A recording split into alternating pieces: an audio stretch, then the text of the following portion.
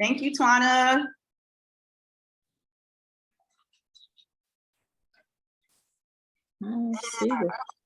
So self-awareness involves not just knowledge of your strengths and weaknesses, but also the ability to absorb your thoughts. Sometimes our thoughts we can be our biggest critic and our worst enemy when we don't pay attention to the things that we are thinking and when we don't pay attention to how we're feeling at the moment.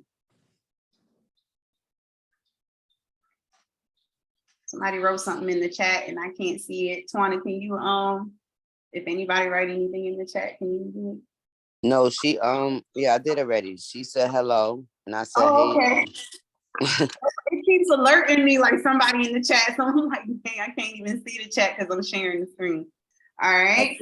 So discover your true self. Do you identify yourself with your vocation or your role in your family or society? This is not your true self. Uncovering this self entails peeling away the many layers of your thoughts and the many layers of your beliefs until you get to your divine core, which I love to call your authentic self. Okay, so over the years, as we're aging and as we get older, we're over here putting layers and layers and layers on ourselves where we can't really get in touch with real Karen. Okay. So before you embark on this journey, you should first want to see your true self. Then when you find traits you dislike about yourself, you can change them and hone those characteristics you find constructive.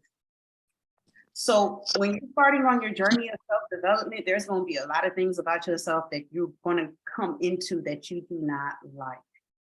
There's going to be a lot of memories that come up that's going to kind of rock you a little bit, but that's okay. Instead of running away from it, run towards them. Run towards them. So let's get started. If everybody has their workbook open, if you got a pen and paper, if you want to write on your phone, let's go ahead and do that. All right, let's go ahead. So there's going to be a few instructions with this workbook, and I already started as examples to you. Okay, so the first thing that we're going to talk about, and yes, we, not just me, I'm not going to be sitting up here talking only. We're going to have some participation. This is a safe space, no judgment. We all need the healing, okay? But I do ask you to be mindful of others. Please raise your hand. I think there's like a hand raiser emoji somewhere down there. Please raise the hand, or, try your best to just keep respect for everyone, all right? All right, so we're about to turn the spotlight within, because our healing and our development doesn't start from the outside first, it starts from the inside first. So the world is your mirror. Bearing this in mind will help you develop self-awareness. You'll probably notice that at some levels, others reflect traits that you have within yourself, shadow work. And that can sometimes make you feel uncomfortable. We talk about this one a lot, so this one should be an easy conversation, right? Detail a situation in your life where someone may have been exhibiting a trait you recognize within yourself. What can you do with this knowledge? I will go first. So my friend Fanny, we're gonna call her Fanny, met her in college or whatnot, and she was an outspoken and sometimes would speak her mind, and it would be not so nice, right? And I loved her. We had the bestest of time. But don't look at my spelling because I can't spell, y'all. I can't spell. I was raised in a religious household. So, and I was going through this holier than thou stage because I was in a religious household, going to church, Bible study, all that good stuff, right? And whenever I would get around her, I would be triggered on certain characteristics that she would have, and I'll be like, oh, that's just ungodly. Oh, that's just ungodly speech. Oh, that's just the sin. That's just this. Okay? But really, I was judging something within myself because I've been told that sometimes I say things rudely, or I've been told that I speak my mind and sometimes I shouldn't say everything that's on my mind in childhood. And that was something that they would just beat into me, like, be quiet, you just say the weird blah, blah, blah, blah, blah, blah. So when I get with Fanny and I see that she's outspoken and I see that she says whatever is on her mind and she releases it, I get triggered because I was conditioned to learn that that's a horrible trait. That's not a good trait to have, to be outspoken, to say what you got to say, and sometimes be okay if it come out rude. All right. Now that I've done some work on myself, right, and I've done some shadow work and I've had time to be aware of my emotions, I am aware that speaking my mind is not bad at all, even if it comes out rude. Okay, it's nothing wrong with speaking your mind. Nothing wrong at all. I realized that I was triggered because I have been shunned for that type of behavior in a way, and I was taking my residual feelings out on her as outwardly judgment. I was making my feelings and judging her because that's how I felt. Because I was shunned on it, right? I was abstaining as a good Christian girl from all sinful things and found myself being not only judgmental, but also hateful. Oop, I did not spell that right. Sorry, I can't spell, y'all. Hateful and fearful of a lot of things. Fearful to go out, fearful to get involved with something. Everything was demonic and not of God until I was able to see God and all of my imperfections. So yeah, I seen myself in Fanny and I couldn't stand it. It was a me thing and it had nothing to do with her. I noticed those characteristics of just being outspoken and just saying whatever's on your mind. And I couldn't stand it. I was like, oh man, do you really have to say that? Like, oh, Annette, really? Oh my God. But I had to learn that I was taking my residual feelings and putting it outward as judgment. Okay. All right. Okay. Anybody has anything to say? Any comments?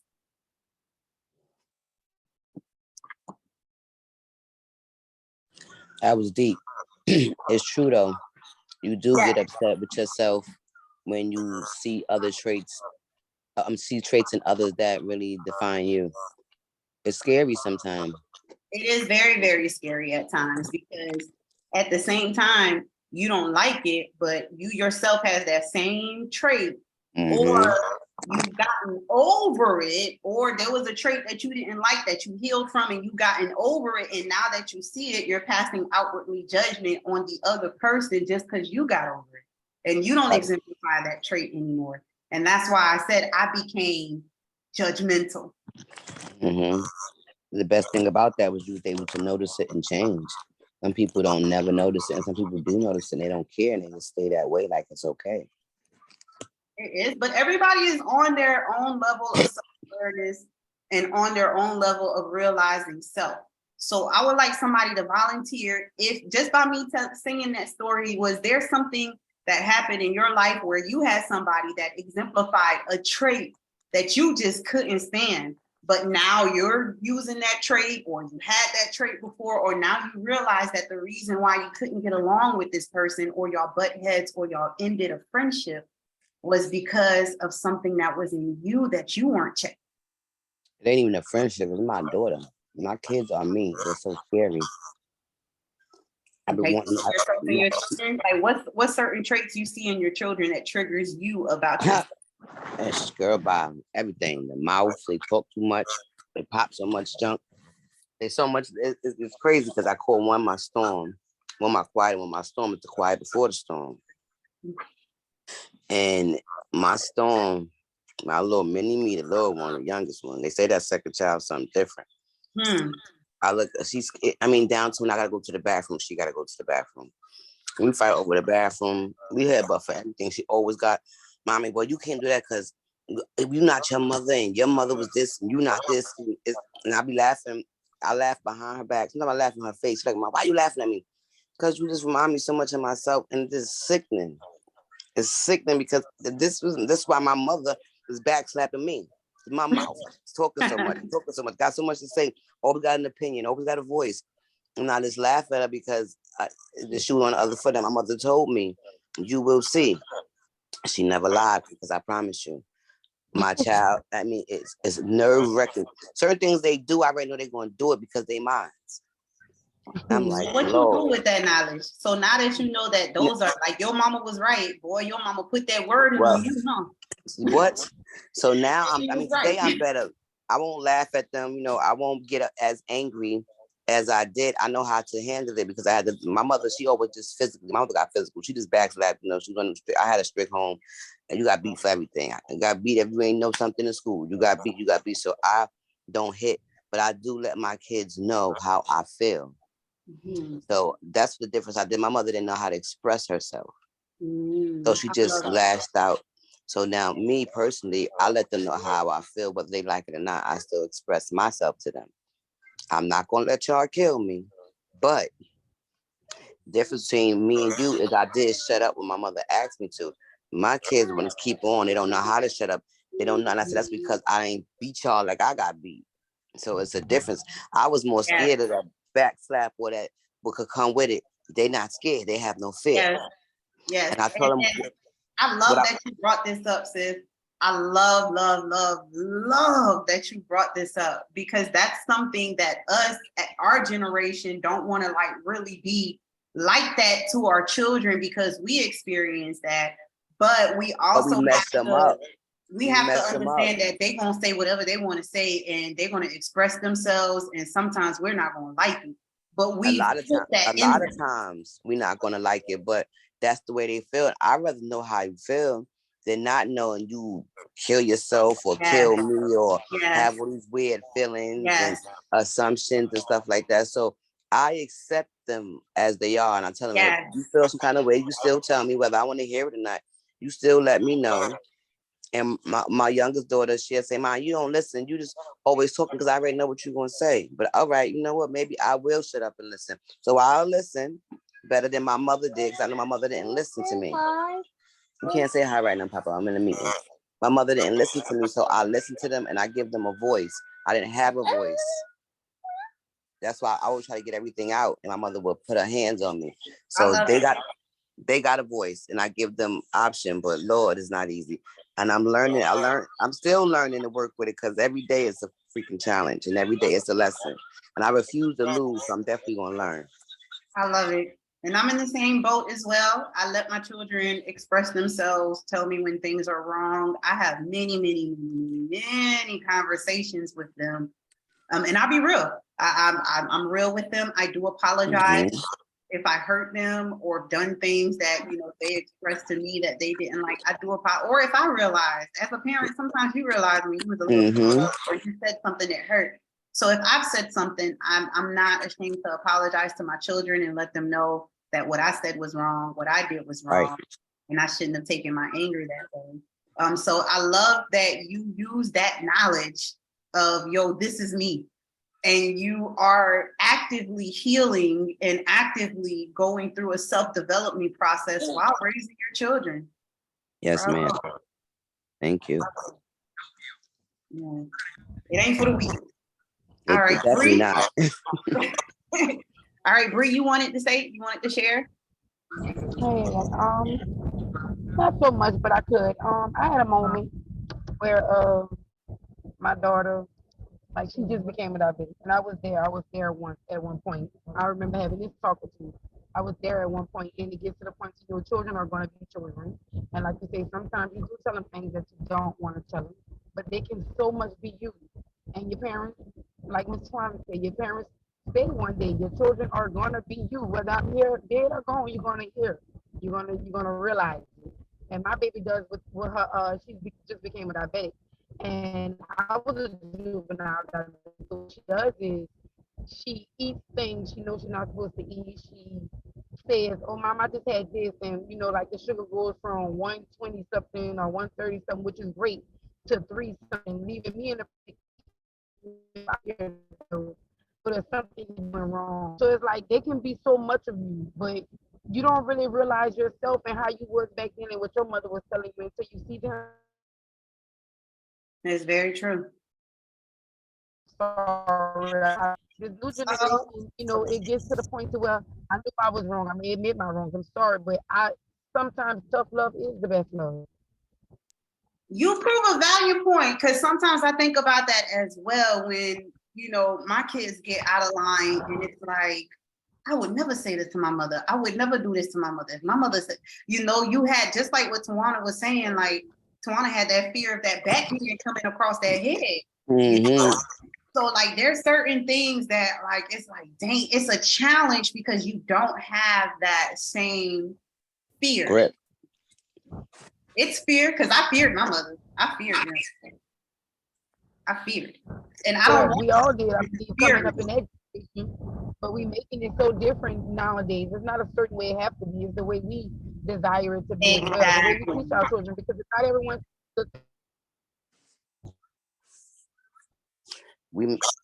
We lost you, Bree. Yeah, we lost Bree. We messed our kids up by not fucking them up. Excuse my friend.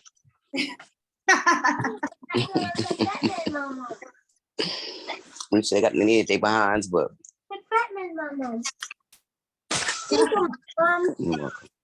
it be that way sometimes, but at the same time, we are raising children who are emotionally aware and who are not in fear of expressing themselves and saying what they want, what they need to say as far as our feelings. Because like I said in the last class, we're kind of in that generation of, or well, my generation is like the last in that generation where it's like, you don't cry. You don't cry, you don't show your feelings, you don't express that, you don't do any of those things because it's seen as weakness. It's seen as weakness. So we're from a different generation where our parents felt like they had to toughen us up because that's what it is. And when I speak to other parents today, they're like, man, my kid's so soft. Man, these kids are so sensitive. Man, these kids, but it's not that they're sensitive. It's the fact that we've raised them to express themselves and to say when they don't like something. And what's wrong with that? What is wrong with that? Nothing, not a daggone thing.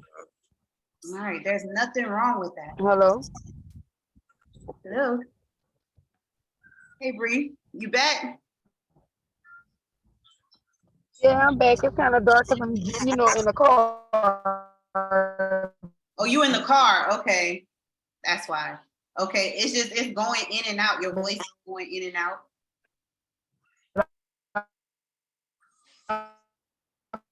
Text it in the chat, and Twanda's going to relay the message because it sounds like a robot.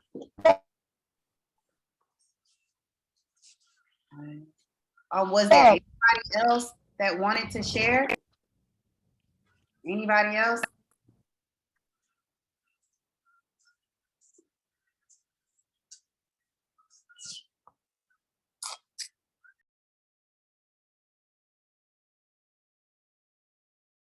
All right.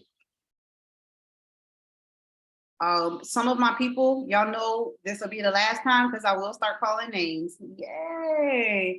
All right. So the point of looking within and finding out the knowledge and finding out these negative traits and positive traits is what can you do with that knowledge? As Tawana explained, she saw that was her and it was triggering her. So instead of her going the same route that her mom and her parents did, she wants to do things a little different because she knew how it made her feel that she couldn't express herself.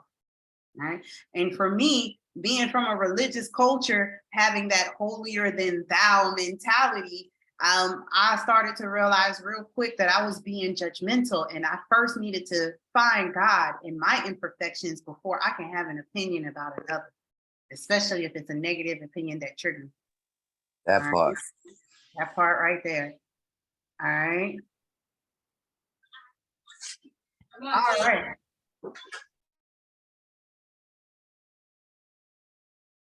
Cynthia, do you have something where you saw something in somebody and you were exhibiting that trait within yourself?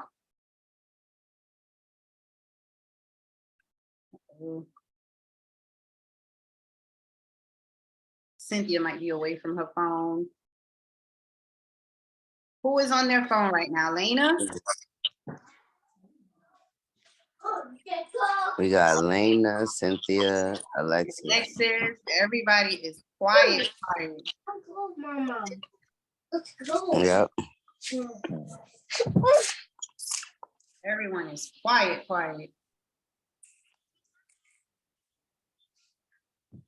Yes, but Let's see. I think we lost Rhonda too, because I don't see her on here. I'm old. Miss Lena, can you unmute yourself for a second? Last leading generation. Oh, Bree texted us. She said, on my way to the room, I'm old school, so I think there is a balance needed. This generation is soft. I can still hear. They can't speak their mind if not respectful to me. They can't speak their mind. They're not respectful to me. Yes, but I can't speak only tight. There. I believe that there is a balance for that. There should be a balance. And that's what we ourselves, and maybe our children watching us trying to find that balance, they're going to find the balance within themselves. And believe it or not, we're breaking a generational curse. Mm-hmm. We're breaking a generational curse of brutality, that was Stockholm syndrome from slavery. So we're breaking a generational curse. All right, next. So this generation is soft. I can speak for myself. I'm not as tough as my parents were by choice. Yes, I'm the same way. I'm not as Man, they was gangsters. See, there's another level to this stuff. You know what I'm saying? We wasn't ready. I'm not as cold as I like to describe it, because like there are certain moments I'm like, this lady was just cold. Like I wondered if she had emotion. Right. She said I wasn't beat, but I respected my parents. Fact, we wasn't ready. Yeah, we wasn't ready for our parents was on another level. They come from a whole other era. They have to go through all that stuff they went through too growing up, already from their childhood. And here we come with our nonsense. They was ready to whoop ass. They sure is. There's no questions asked. You finna get your behind toe up. Right. She said, but look where we are today. But look where we are today as women. We are better women today from the discipline and the balance we had with our parents. You're right. You're 100% right on that. Because look at it this way. In my mother's generation, she had to have a man to be able to sustain herself, or she didn't feel right being a single parent alone with his children, where Tawana been thugging it for however many years. I've been thugging it on my own for about 7 years. That mentality is not in us like that. And I think that's one of the issues that we have growing up that brings up a lot of trauma too, is when our parents split and then there's other people around and then you got to get used to them. And it's just like, it becomes overwhelming. Very overwhelming. And sometimes you could kind of feel like chattel being moved around from place to place, person to person, if they're going through their relationships. But thank God that we're being aware now. Thank God. That's hard. Thank God. All right. So we're going to move on just a little bit. So this is what to look for while developing self-awareness. Excuse the red lines. I made an edit mistake and I don't know how to take it off. So when you're self-aware, you know your goals. You understand that what contributes to your happiness or sadness. You're deeply in touch with your values, beliefs, strengths, and your weaknesses. You are also aware of your achievements and your difficulties, as well as how you relate to others. Now, let's go ahead and do another activity. All right. So on this page right here where it says self-awareness, we're going to write down and discuss a few things. Okay. So we're going to do goals, things that make you sad, and things that make you happy. Okay. Things that make you sad and things that make you happy. And what we're going to do is we're going to divide it into 3 categories. Personal, career, spiritual. Have your sister give you your medicine, love.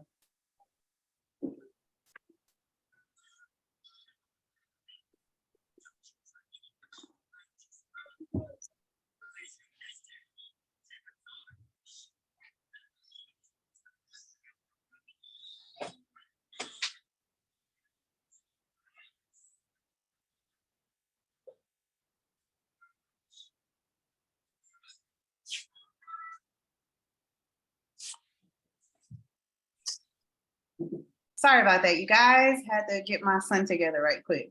All right, so we're gonna separate it on personal, career, and spiritual. Okay, so goals, right? My personal goals is to be a better version of me, myself, today than I was yesterday. That is a personal goal for me in my self-development. In my self-development. So I'm gonna give y'all a few minutes and think about a personal goal that you want to achieve in your self-development. All right, and then we're gonna share.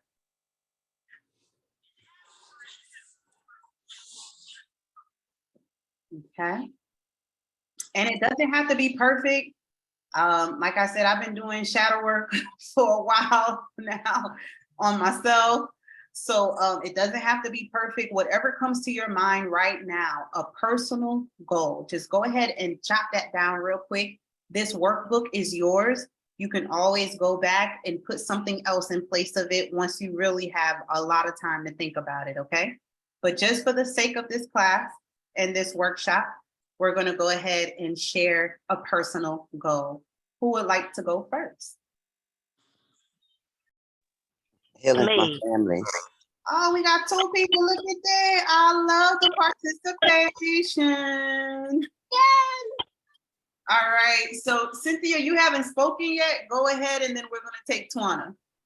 Okay.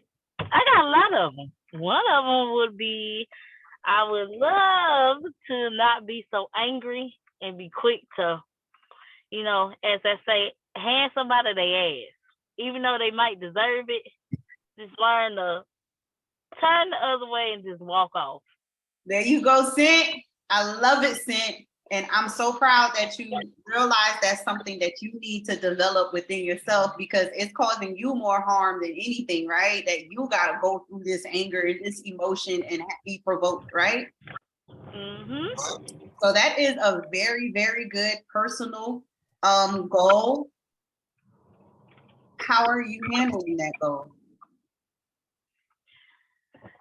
I look at people, laugh, and walk off. Awesome. That's what I'm starting to do now. Just look at you and just give you that look like, you got it. I'm gonna share that one. You got it, because they sure don't know about Cint. Boy, Cint will flip you in a minute. But I'm proud of you, Cint. I'm proud of you. I'm gonna let Cynthia prevail, because Cint don't give a damn. So I'm gonna let you keep meeting Cynthia, because once you meet Cint, that's it. And let me tell you about my friend Cynthia with that sweet voice that she has or whatnot.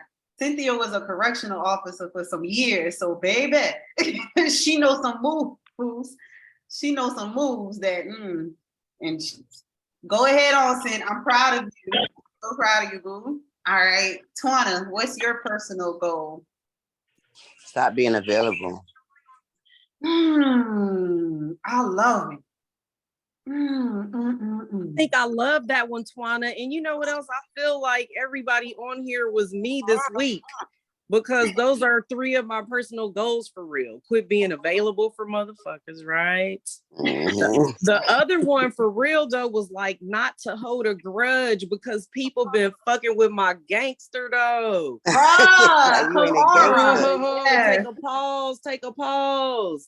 And I always say I want to be my best self every motherfucking day of my life. I say that every day. So We all vibing today. I was like, I don't like I y'all. wanna Y'all be over a- here pulling me out and stuff.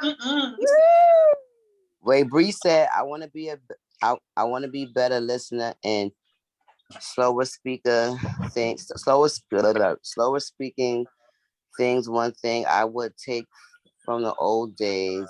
I'm progressing for the better. Now that's a good one. Stop being. Oh That is yeah. a good one. That is a very good one. Mhm. Learning to listen a little more. Learning to listen, and you'll discover a lot of things when you just listen. When I was a little girl, I always was around old people as a young girl. So, and I would just sit there and listen to them, and that's how I knew certain things and knew how to maneuver out of things, just listening to these older people talk. Now, if you're gonna put your mouth in their business, they're gonna backhand slap you and tell you Right. you're going somewhere. Right. But I was smart. I used to just be quiet like a ghost. And listening, that is a good one, Bree. That is a very, very, very good one. Anybody else? Mhm. All right, moving right along to my career goals. My career goals. My career goals is continuing education to further optimal healing and coaching sessions, and to be able to network and go further in my walk in sacred calling. That But is mine is something my similar, career so I ain't gotta goal. say Yeah, mine was too, Twana. it. What happened? I'm sorry, I was still talking. I didn't hear y'all. Oh, we copycat enough of what you said because basically we got the same similar situation. Yeah, Mhm. yeah. Mm. Just being a better coach, being a better listener, finding out ways where I can serve my clients a little better. Finding Mhm. workbooks, finding different lessons, different articles to help Different them. events Different like this. events. Yeah. Yeah, Mhm. different programs like the loyalty program, like the price planning to help them, because I know sometimes money can be a little hard to come by. So just doing different things so that I can serve. Mhm. Because to be honest with you, it's not about the money for me. I But know. It's I just would like like this somebody to be my cares. regular. Huh? Mhm.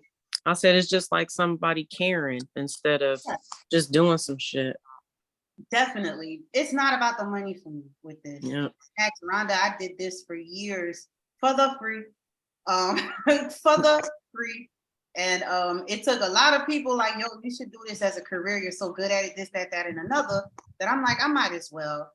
So me as a career, changing this from something that I just did because it made me feel good to help somebody, changing this into making it something of the masses, not just for my friends or for my family or for those that I think might need it at that moment, but just for the masses, for the collective, for humanity, period. So continuing education is something of a must for me. You could ask Rhonda, it ain't nothing for me to drop like 5 full classes in like 3 seconds. Be like, yo, I'm taking these classes right here so I can learn how to do this and that I could provide this service for everybody. Trust me, it ain't nothing for me to be like, hey, let me invest in this right quick because I can literally see the benefit it is for others in this business that I have. Okay, so that's a career goal for me. Bree said, Huh? Bree said, well, she's retired, but she's always willing to learn and teach. Man, big time. Yeah, that's real good. Bree is also very talented in doing hair too. Mm. That And girl come do my hair, yeah. Bree. Where you at? Get my hair done. Come So do she your got hair. her done. Oh, sorry. This is a name, not Bree. My bad. Wrong person. That wasn't Bree. Oh, that was No. Lena? My bad. My bad. Let me Lena? go back. Yep. Okay, Miss Lena. All right. Miss I can't Nina. wait to be like you and be retired too and don't have to work. Right. All right. Anybody else from the chat? Up, Lexi with that orange hat. No. Lexi, I know Lexi got some career goals. She might not be able to say them right now. Can you, Lexi? Bree said I do very great hair. Love to decorate. All right, come on, Bree. Where you at? Mine is to explore more of my creativity, to have a lot of it. Who said that? Cynthia? Cynthia. Yeah. You I that's know that, you that's do, that boo. Florida voice. Cynthia, yes, that voice will trick you every time, boy. She put them paws on you quick. Yeah. Okay. I might have a sweet voice, I might be a sweetheart and a nice and kind person, but the other 23 people in my head like touch folks. The other And believe 23. it or not, she's being honest. Like Cynthia is like one of the sweetest people I have ever met. She's always so polite, always so, but once you get that girl met, but then I think that's why me and Cynthia click, because that's me too. I'm not gonna lie. That is me. I will give you the shirt off of my back. I will turn away and be like, all right, no problem. That's my fault. I apologize before I conflict with you. But once it gets to that point, That's your ass, demons come out. Mr. Man. That demon, but it takes a lot because I'm passive, and that's something of a self-developing that I'm working on. And that's why I said to be a better version of myself today than yesterday, because I know it's a day-by-day thing for me to just be like, okay, release it, say this, release it however you can. But me and Cynthia click like that because that's similar personality that we do have. Sweetest in the world. I will give you a shirt off my back, man. I love helping people, but I don't like being taken advantage of, and I don't necessarily like people taking my kindness as I'm stupid or taking my kindness for weakness. Can't stand that. I'm proud of you, Cint. Okay. I be telling people, look here. If you only knew. If you only knew from where I came from. Because y'all be making me want to be like an old sexy mob boss and break some kneecaps. But Cint, you have come a long way, and I commend you. You have been releasing a lot, and I am very, very proud of you, Cint. I'm very, very proud of you. Thank you, thank you, thank you.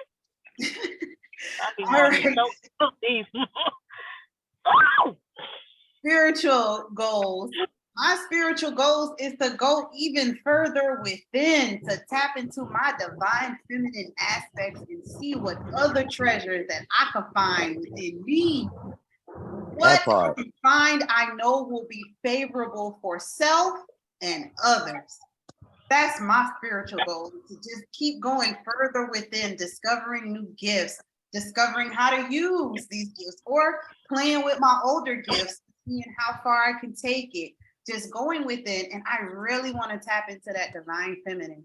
Being a single mother has really brought out a lot of that masculine within myself, and I'm tired. I'm tired of that masculine.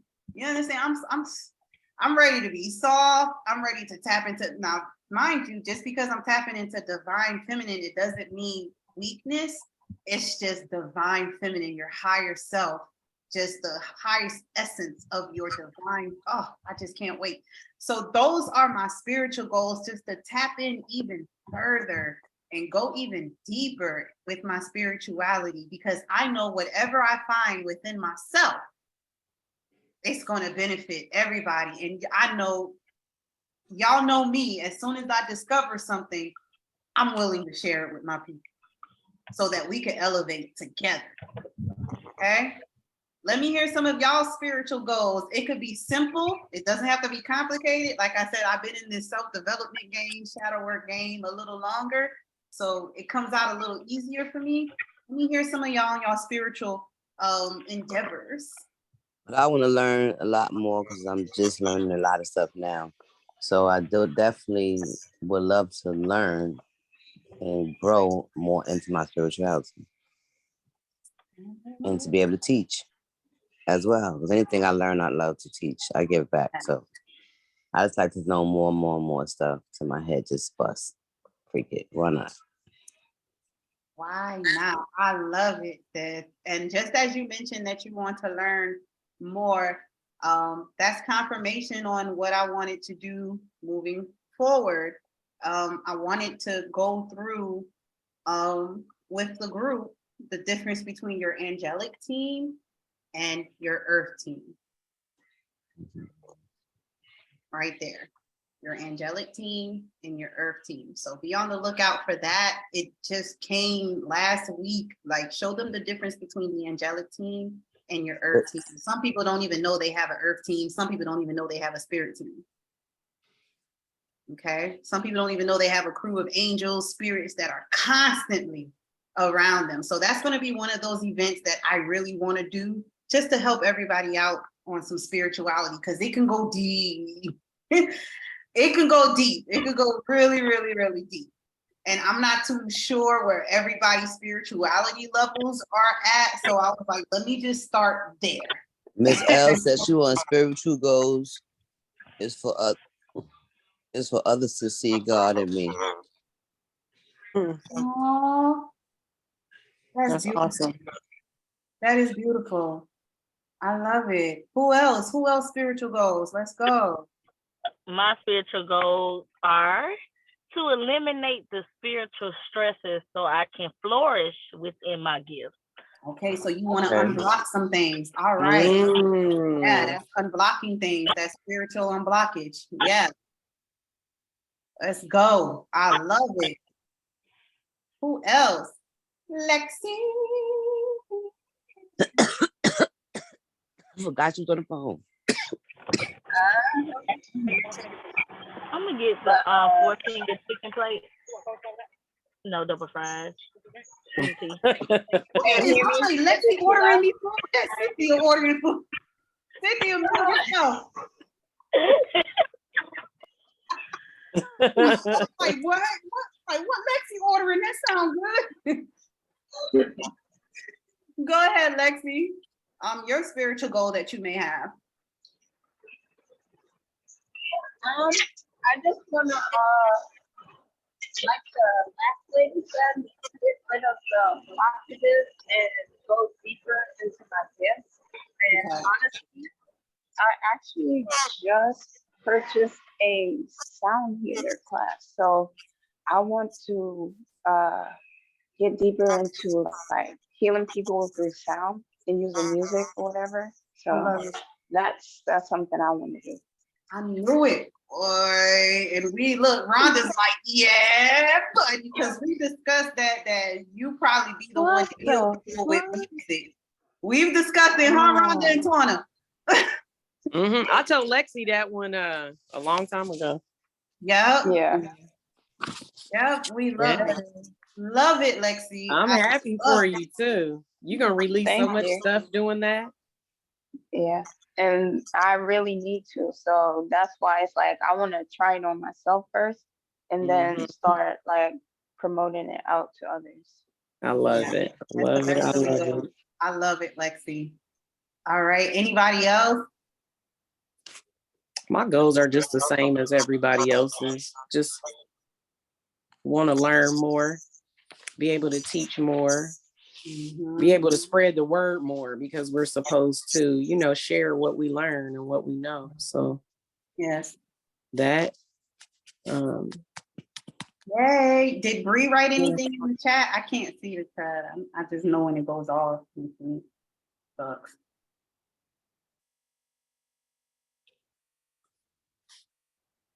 I don't know, because I can't see it at all. Okay. All right. Twana, did Bree say something in the chat? No. Okay, no problem. All right, so we're going to move on to the next thing that we're going to write down. Okay. And trust me, there's a reason we're writing all of this stuff down and everything. It might seem mundane, but the more you let it out and you write it and you see it with your eyes, what it does in your brain, it starts reworking your neurological cells. It starts reworking and making new paths for new memories and new things to come about. Also known as manifestation.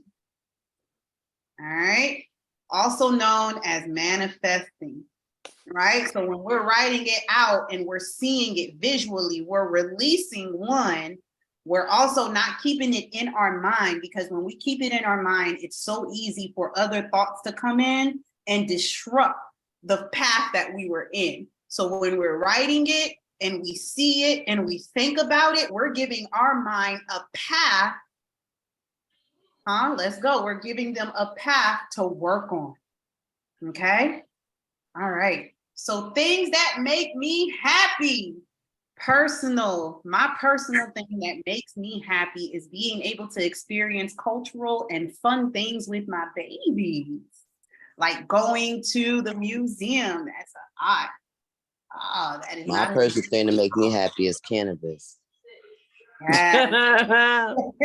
It's cannabis, weed. There you go. If that's something that makes you happy. That's what makes me happy. That's All my right. best friend. That was my best friend. I be with him all the time. Hi. Hi. I'm in love with Mary Kay. Anyway. Oh. All right, who else want to say something that makes them happy? It could be the simplest of things. Well, since my son came home, we all decided to do family Sunday dinner. And so I'm excited about that. That's beautiful. Yeah. As Elle said, Yeah. traveling is what makes me happy. Me very happy. That's beautiful. I love it. That family. And you know what, sis? That was something that came to my mind over the weekend that I can't wait. My house is still under construction because of hurricane damage, but I'm tired of looking at that construction. So I'm going to be cleaning some things up myself and getting my den back in order. And I just want to sit in our den, our nice little decorated den, and have a beautiful dinner, me and my babies. Mm-hmm. Big old table for no reason. Mm-hmm.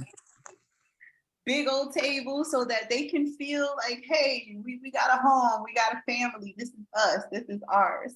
Mm-hmm. That was a good one, Rhonda, that you shared. That's something I wanted to do too. So Yeah. No, that's something you are going to do. that is That something part. I am doing because Yes. that table coming out that shed. There you go. There you go. That armoire, that marble armoire is coming out of that shed. I'm tired of my den looking like who shot John and why. Because I'm waiting on insurance. We just gonna have to make it look pretty, and when they come, we'll move it back out. I'm just tired. Yep. Yes. All right. Who else want to go? Scent. She might be eating. I know she's slobbing that chicken. Scent, tearing it up, boy. I love it. She's slobbing that chicken. Mm-hmm. She's cracking up laughing because we know what she's doing. Mm-hmm. Lexi? What makes you happy, Lexi? You're on mute. She's thinking. She's like, Oh, what makes me happy is actually cooking. I love to cook different things. I love to travel, see new things. So yeah, traveling and food is my thing. Okay. I love to cook. Yeah, I am a couple people's personal chef. So when they have events at their home, it's normally me cooking. Oh, that's because what's they like the way I clean, marinate, and season my food. that's right. We don't play no game. Sent from the country. I ain't a big girl for no reason. It's sent from the country. Well, Quincy, this big. You hear Quincy, this big. This big. I gotta ask you if you be seeing Sierra. Anyways, go ahead, Lexi. Yeah, I already know. Go ahead, Lexi. I will have to say traveling makes me happy because I like that alone time being alone. Because I like to travel alone, so like I like to be alone with music and everything. So You said driving, Lexi? Traveling. So if I'm driving by myself, like I'd rather be in the car by myself and have the chance to just like take in whatever I'm listening to, which is usually Tony Jones, thanks to you. So it's like that's what makes me happy. All right. Miss Lena, did you want to add anything? I think she said traveling and cooking. Traveling and cooking? Okay, awesome. Those are some good things that make people happy. Oh, now in your career, what's something that makes you happy, or in your job, or what you do for a living, your day to day? My paycheck. What she said, her paycheck? I was gonna write that too. I was gonna write that too, and I was like, let me try It to makes be me professional. it makes me happy at my job that everybody comes to me for positive affirmations and just positivity, period. And when I'm not at work, they all miss me and stuff. I mean, like give me physical hugs and everything, like, oh, I miss you. You wasn't at work. And yeah, so I love my job because I've been there forever though. Love it, love it, love it. Like forever. That's like your second home, huh? Your second family. Yeah. That's Yeah. beautiful. Yeah. Scent? Well, I would say, even though the people at my job be pissing me off, is the fact that even though I have anger issues and get real upset, so I would want to slap some of these people. It's the fact, it is the fact that every patient I have met or touched or have my spirit has touched, they all say the same, is that it's just something about me and my spirit is how I take care of them, is what they love. Yes, that's awesome. Natural caregiver. You're naturally nurturing. Yeah. Mhm. I love it. I love it. I love that. These are some really good stuff. This is some good stuff. All right. Spiritually, what makes me happy? Being connected with the divine and all its splendor that cannot be found in this earth realm. Yes, that is what makes me happy. Being in spirituality, meditating, or even communing with the divine beings that I commune with, it's out of this world. And sometimes I'll be like, I don't want to go at Earth. Why I gotta live in this meditation? Why can't I just stay here with y'all? Because they be like, okay, it's time to go now. I know this sounds kind of off with some people that don't commune with angels or who doesn't have that gift to like see beings and everything. Sometimes I'd rather be with them than on Earth, to be honest with you. They cool. They cool though. So that does make me happy spiritually when I'm able to connect with the divine angels, when I'm able to see them in meditation, speak with them, ask them certain questions and listen to their wisdom. Now, mind you, sometimes I don't understand their wisdom because they speak in parables, but just to be able to communicate with the divine is just, it makes me happy because I get to run away from the ghetto. Earth is the ghetto. Earth is the housing authority of Dallas. No, Hood and Section 8. This is the trailer park of the galaxy. It really is. Like, this is trailer park project all the way down. This what's that project my sister-in-law? That's Star S City right there. Earth is Star S City, you know what I'm saying? Because yeah, it is what it is. You're right about that. That makes me happy. What makes you guys spiritually happy? Learning my lessons that you teaching me. Learn your lesson? Learning my lesson. Learning what I'm learning. That's what makes me happy spiritually. Because at one time I was religious. I didn't know the difference. I didn't know it was a difference. When I learned the difference, I'm happy that I did. Amen. Amen. And me too. I didn't know the difference until I got in my 20s and I got with a church. That's where I met Cynthia. I got with a church that they were talking about spiritual things and spiritual gifts. And I'm like, wow, really? So that was the good part about that, discovering those things. And when you really think about it, why would the God of Abraham, Isaac, and Jacob just be limited as what our religious family has put on us? As he's so unlimited, so unlimited. So yeah, I feel you on that, Twana. That's real. Mm-hmm. That's real. And I do have a deeper relationship with God now that I've put away those traditions. I was able to decipher what is tradition, what is man-made law. This ain't in the Bible. And there's a lot of things that you learn in church that is nowhere Yes. in the Bible, or it's being misquoted, like Malachi chapter 3, will a man rob God? This, that, and another. They read it to the congregation, but really, actually, that whole book of Malachi was talking to the priests. So that needs to be read to the leaders, because that's who he was talking to, because that's who's really robbing God is the leaders, because that's who he left in charge. They're not doing right.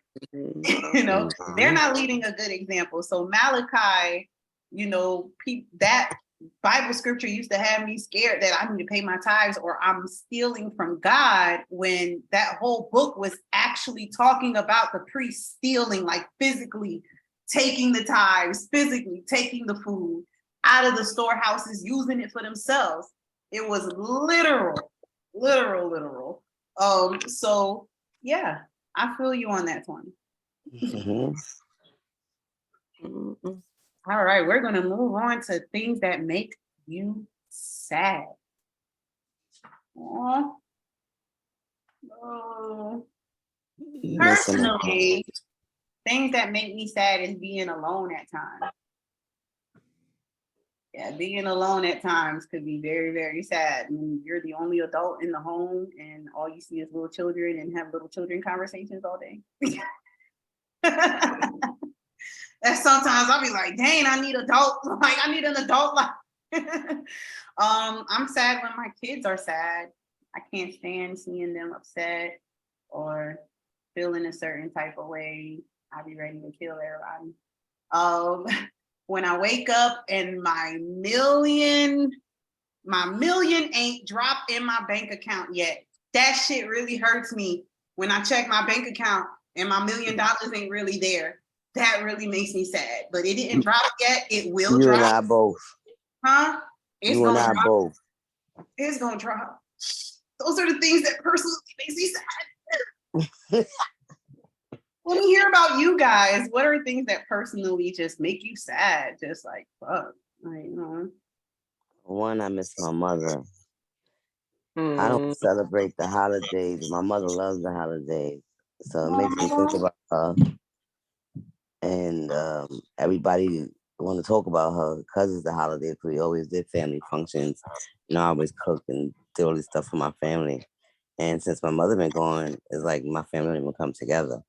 And I'm not cooking for nobody for no holiday unless I feel like it. And I'm definitely not in the mood. But that's what makes me sad, missing my mother. Oh, sorry, sis. Thank you. Really, sorry, boo. Anybody in the chat wrote anything in the chat? That number keep getting higher and higher.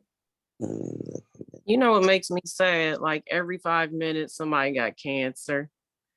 So, that makes me sad as fuck, for real. And it really make me sad when people around me are dying of cancer, and I keep being okay. I mean, like have survivor's remorse or something. I can understand that, sis. I can get that. What makes me sad is the hurt and disappointment and the stress that my daughter is going through, and that I feel like is everything I'm doing is not working. Yeah, that shit and the hurt. fact that my sister passed when I was 14, and taking care of her dying from breast cancer, and her not being able to see her little sister grow up and be this businesswoman that she knows she could, and it still stings. Yeah. Yep. And you were taking care of her, so I can understand how that stings. And the fact that I gotta look in the mirror, we look just alike. Y'all do look alike. Y'all do look alike.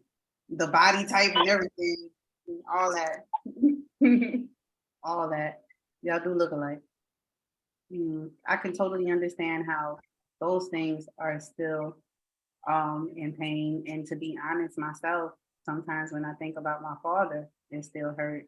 I still have those residuals. So I wouldn't have gone through these relationship issues or have gone through any struggles if my father was alive. And I had to catch myself the other day on blaming something that happened on my father's death, even though it merited it. But I was like, I gotta stop doing that. I was like, boy, if my daddy ain't died, I would never know none of these people. None of these people would know me. Like, I would not know nobody in my mama family. I blamed it. I had to catch myself and be like, stop, Karen. Stop. Quit. So I can totally understand that. And death is the hardest. It really is. All right. So things that make me sad in my career: inflation and no pay increase or perks in lieu of not able to afford me. That part. Yeah. Inflation, like, are you getting paid at a job and basically groceries is your whole check? Gas. Damn. Ooh, Lord. Damn. Gas is ridiculous. It's just fluctuating everywhere. Cost of living, period. Cost of living, apartments are so expensive. I've seen a studio apartment for $1,200. I'm about to move out the country. I don't know where I'm going. I'm about to go to either Haiti. Right. Somewhere. I'm just telling you, I'm leaving. All this money that we about to be having to spend just to freaking eat is crazy. Yeah. My daughter ordered some bacon and eggs, bacon, egg, and cheese on the roll, and some grits and eggs that said $25. $25 for what? Damn. She only got two pieces of meat on a sandwich. Right. Everything else is eggs and bread and grits. Damn. It's, I feel you though. I spend a lot at the grocery. pack of chicken wings in the store is a lot of money. I used to get plantains, 4 for $1. They were 25 cents. Now it's like 1 for $1. And I'm like, what? $4 for 4 little plantains? Like, good when they say $1. You $2, you got your 8 plantains. I'm making all types of stuff with them plantains. That's my culture. So like seeing plantains go up, oh, that was scary. They've always been cheap. It's the inflation for me. This inflation is a mother. That inflation, you getting paid, it's like, why are we not getting raises for the cost of living going up? Now, right. That's an issue because that's going to mess with our mental, right? Because if cost of living go up and your pay doesn't go up or your income doesn't go up, that's going to stress you trying to figure out how to make ends. Yep. That will derail goals. It will derail plans. It will mess you up. And I'm like, I'm not with it. I don't like that. Just that makes me sad as far as my career, the inflation. And if you can't pay us more, why not give us perks? Why not pay our internet since we work from home? Why not enter us in like a gas? Because some companies have like contracts with Shell where their companies get gas cards and stuff. Why not give us gas cards knowing that it's expensive? Why not give us perks in lieu of not being able to afford me? Because they can't really. Right. So that makes me sad in careers. What make y'all sad in careers? That my boss don't want to let me grow. I'm gonna have to go somewhere else. Oh, so you have to switch jobs because they're now to elevate to different positions, huh? Right. I done put in plenty of applications. I'm always at work. I'm going today. I'm going to work in a little while. It's my day off. I'm going to work. I got again 50, almost 50 hours of work in. They don't care. That's so it's bad. Overworking. For yes. They working you like a slave, sis, for real, for real. It's a slave ship. They don't got no discrimination on color. I tell everybody that. It's literally a slave ship. They don't care about if you black, white, Chinese, Korean, American, Haitian, Japanese. They go freak where you from. They're gonna work you till you drop dead if you allow them to. I'm not allowing them to. Rhonda, what makes you sad in your career right now? Oh, she probably had to step away for Justin. Mm-hmm. Okay. Scent? Did Scent already say? No. What makes me sad in my career is not feeling like I'm getting my worth. I have 7 degrees, and I thank God for those 7, because He the one that got me through each and every one of them. And being dual master, I feel like everyone is downplaying what I'm capable of doing. Like they're trying to keep me in a box when they know I can do much more, because you want me to do this specific type of thing instead of letting me flourish in the education and the gifts that God gave. It makes you feel as though, what was the point of you going to all those colleges and all those schools and investing and making yourself a career, and you have all of these degrees. You really do got a lot of degrees. You know, one day I'm gonna be like you, Cynthia. Cynthia do got a lot of degrees and a master, I believe. So that is sad that you can have master degrees and all of these degrees and they still try to put you in a box. That means something wrong with the world, huh? Yeah. All that money, all that investment, and it's still a struggle nowadays for you to find proper work that will recognize you and your skills. I feel like a lot of them, since I live in Quincy, but I work in Tallahassee, a lot of them is scared. It's a lot of racism here in this area now that I'm starting to see, and a lot of them are scared because I'm a young Black female that knows more than what they know, and they are white. So it scares me. It's like, nah.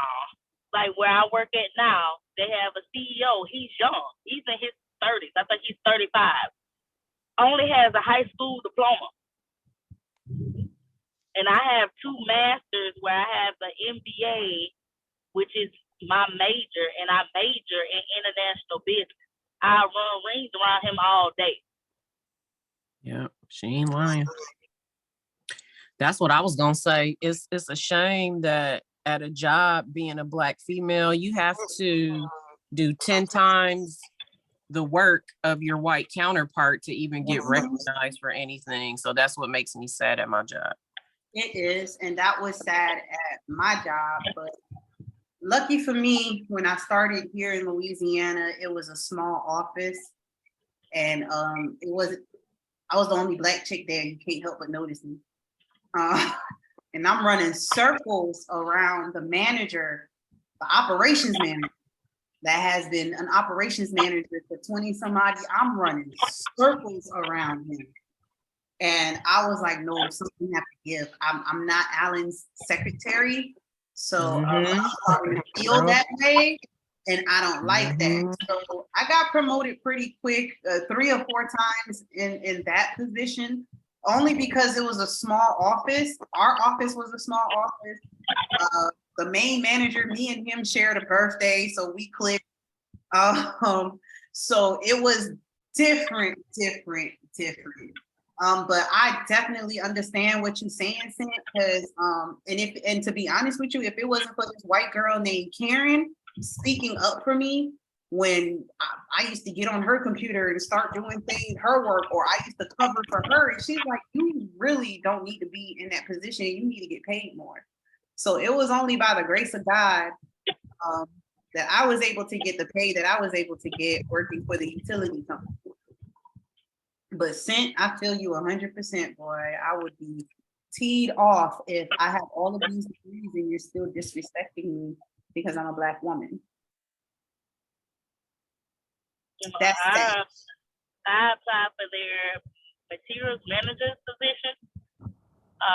They overlooked me twice. And all both times, God telling you, no, I need you to put my daughter in this spot. The first person you hired never showed up. She made y'all give her whatever type of offer and still didn't show up for you.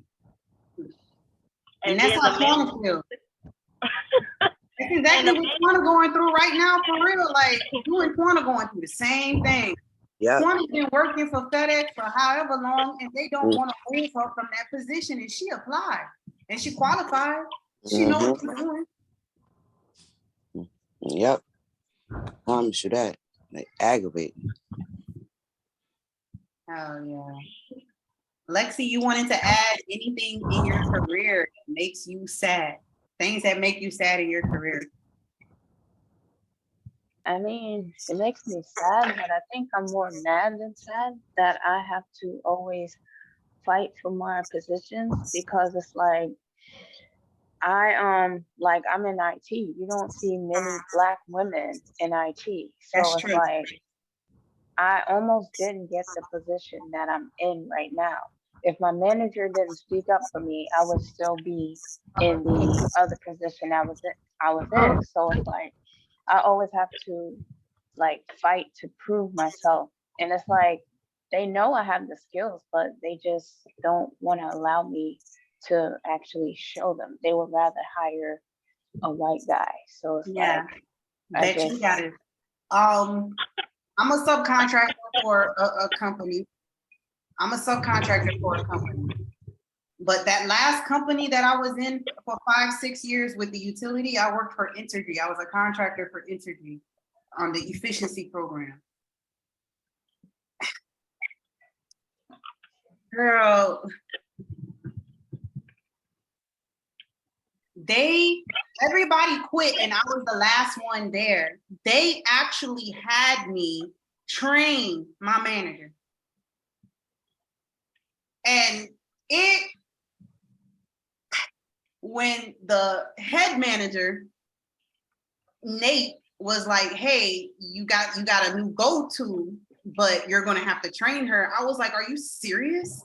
I'm gonna have to train somebody that I'm gonna have to go to? I said, well, how does that make sense? So he told them how I felt, and she was kind of butthurt about that. And I had to explain to her, like, hey, I've been in this position for 5-6 years, right? And I now, instead of me getting the position you have, because everybody left, they could say, oh, Karen, nobody knows the company like you. Oh, Karen, nobody know how to handle the client like you. Oh, Karen, you be on that Entergy stuff. You know everything that changes to keep us together.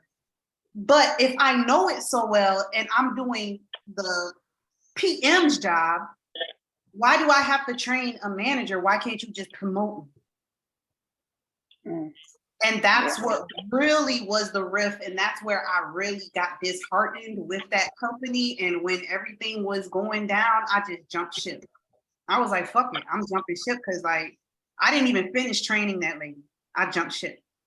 Because I'm like, now I have to have somebody over me of an authority that I fucking train. But she's over me. Yeah. That shit didn't make sense to me one bit.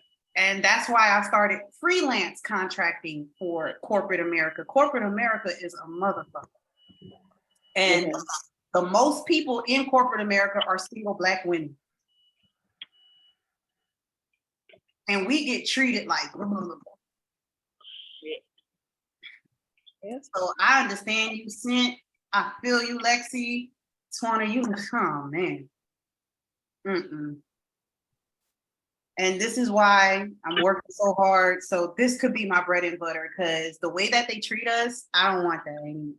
I want to be able to be in control and not have to feel a certain type of way if I say something. Oh, now I'm the aggressive Black woman. Now I'm the aggressive Black woman in an office filled with men. It was only 2-3 females in there.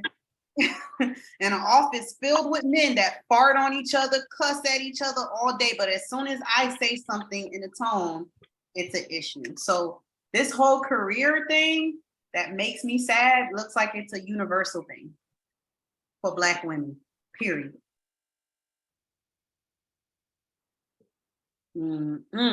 Let's move on. Last thing, things that make you sad spiritually. I get sad when I feel other people's pains. Because sometimes it is heavy and I feel it no matter what I do. I could put up protection, I could pray. Sometimes I still feel others. I still feel them. And sometimes that makes me sad. It does, because sometimes when I feel people, I'm also told I can't do nothing about it, or don't say anything about it, or this is just for you to know, Karen. And it's like, dang, Spirit, why I gotta know? Why couldn't you tell somebody else, Spirit? Why me? It's like, So yeah, that makes me sad spiritually, when I can feel other people's pain, when I know that they're in pain. Also, what makes me sad is when I can hear people talking about me. That makes me sad too, because it's like, damn. Damn, y'all don't like me like that. That shit makes me sad too, because it's like, fuck, I'm just trying to be nice and shit. And this is why I stay to myself. Okay, so spiritually, that makes me sad. Let's go. What makes me sad is when people don't want to learn spiritually, like they act like they know everything already, like they can't learn nothing new. You can't tell them nothing. They can't. Whatever they know is what they know, and that's just it. That pisses me off. Like, why can't you grow? Because nobody knows everything. Indignation. Yeah, I used to hate that too, where they feel like they're holier than thou, they're better than you, when there's so much more to learn. So much more to learn. You're right, that righteous indignation. Can you check the chat for me, Swana? All right, Sint, go ahead, Sint. Sint went back to her plate. Miss L said, I'm back. Okay. That's right. Spiritually, pain is when it comes. I can't help someone on the journey. Hold on. Both of you guys are talking at the same time, and I don't know what either one of you are saying. You're reading from the chat, right? Yeah. Okay. And what does it say? It says, I guess she was answering a while ago, but she said spiritually pain is when I can't help someone who is on a journey that I've gone down. Mm-hmm. Yeah. When I can feel them, and I feel you on that, Miss L. All right. Anybody else? What was the question, sis? Things that make you sad, and we're on the spiritual part. Spirit. Oh, you know what make me sad spiritually? When people abuse spirituality, like wanting to do love spells on people and left-handed work and all that kind of stuff. That makes me sad, because I don't take time to make anybody's day miserable. I will take all the time to make your day better or happy. And so I don't understand people that do stuff like that. And so that just makes me sad when people use spirituality as a trend. I hate that too. And you speaking wonders on that left hand magic, boy, when people do it just to do it. But then even the love spells. Yeah, I hate that. Maybe the issue is with them. The issue is really with the person looking for that love spell, because you can't get beside. And I'll tell them quick, I don't do no love spells. I'll tell you if this person wants you or not. I might let you know. I mean, the thing of it is, why would you want to do that, to be with somebody that doesn't want to be with you? That's silly for one. I don't want to force somebody to be with me at all. So I don't understand that. I don't like left hand magic, because some people just do left hand magic out of jealousy or envy, because they're not where you're further than them, or you're doing better than them, or you understand something better than them. That's cause for them to do left hand magic on you, to slow you down and to slow your like, why would you do that? Why would you have so much hate in your heart that you want to do something to somebody to hinder them so that you can succeed? Tell Lena what left hand magic is. Lena, left hand magic is when people use negativity There's witchcraft, negative intention witchcraft. Also, left hand magic comes from a lot of ancestral work. That's ancestral magic. Because everything, we're all spirits. We're all spirits. We all just have a vessel over this spirit. But we do have authority over some of these spirits, and we're able to use some of these spirits. And when I say spirits, that includes angels, divine beings, all of that. All of that. Some people will work with demons just to throw something at you. That's just like in church where people are jealous of you, so they pray against you. That's left-hand magic. When somebody is jealous of you in church and you're not even comfortable praying in church anymore because you got beef with somebody in the church, but they're praying. When they're praying, they're like, oh, please, Lord, don't give her no blessings. Because Lord God, she is nasty. Look how she dressed. Look how she do her children, Lord God. That's left-hand magic in Christianity.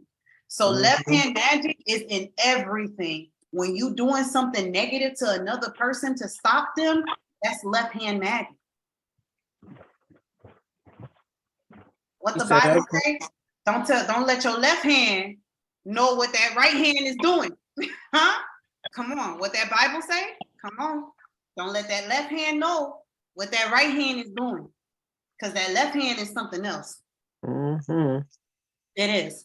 And so Rhonda, that was a really, really good one. People doing, negativity on people, speaking negativity. And one thing I will say, Miss L, is that somebody can curse you without using one word of profanity. Just like for example, what I said in the church.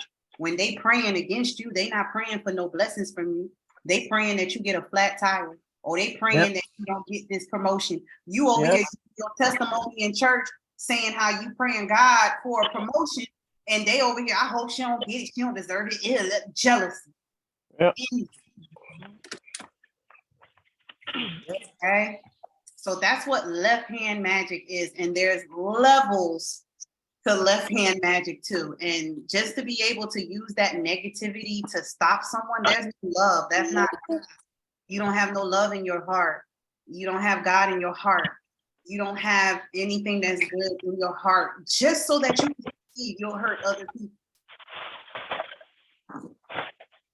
All right, so that was a good one, Rhonda. That was a real good one. People just wanting to harm others for no reason, aka no reason. Left-hand magic, aka. You gotta go. Right. Swanner? It's raining.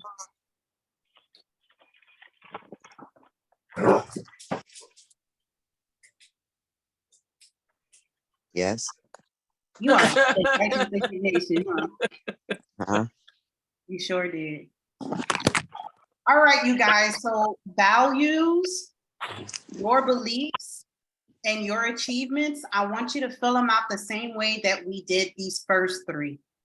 I want you to tell about your personal values, your career values, and your spiritual values. All right. And you write those things down, you examine them, and you see if they're right to you. All right. So we're going to scroll down to beware of your motivations. All right. So be aware of your motivations. Now, we're not going to get into it this time because just for the sake of time. All right.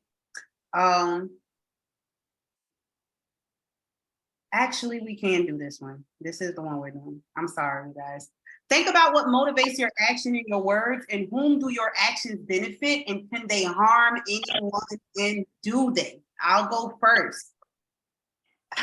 What motivates me in my actions and words is I love helping people. I love helping them understand that they are not broken but unique. My actions benefit those that I help and love. I take beautiful souls on a journey into their subconscious. If I am not careful, it can hurt me and cause trauma to my client, okay? It can hurt them, it can, but I'm really, really careful that it doesn't hurt them, all right? And does it harm anybody or have it harmed anybody yet? No. I take extra precautions and protection. I call on many heavenly hosts and angelic beings for protection. I take special care of what my clients experience to usher them in a safe space to begin our work. As we work, I'm sending Reiki. I have not experienced any harm or damage to myself or my clients yet, and I do not claim to know everything, so I invest in further educations to keep it that way. Okay? I want to keep it that way. Nobody has been harmed when I put them in a deep meditative subconscious state for us to go on a journey, unblocking gifts, but it can. So that's why most of the work, I take, man, if you guys only knew, I take very, very, very, very, very, very extra precaution. I'm very serious about doing any spiritual work, making sure that you guys are good, all portals are shut, that you are protected, okay? So you guys, think of what motivates you in your actions. Does it harm people? Can it harm somebody? Can it harm somebody, and have it harmed anybody? What motivates your actions and words? Trying to heal myself. Okay, so that motivates you on trying to heal yourself. Whom does that benefit other than you? Well, I mean, it benefits my family just by me being well. And just by me sharing my story, it helps others too.